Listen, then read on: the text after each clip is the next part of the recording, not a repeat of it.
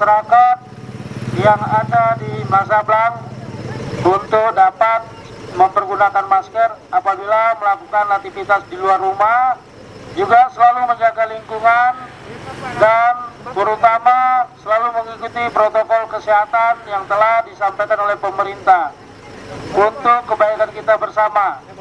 Dan kami mengingatkan juga kepada masyarakat Masablang yang ada di Kecamatan Usukun untuk selalu mencuci tangan dan tetap selalu menjaga jarak antar satu sama lain dan jangan menghindari untuk berkumpul.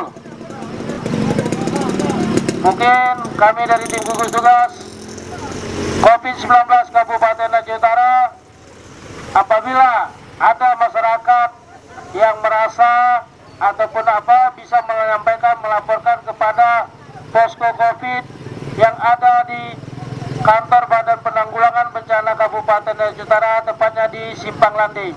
Terima kasih kepada ibu-ibu dan bapak-bapak semuanya.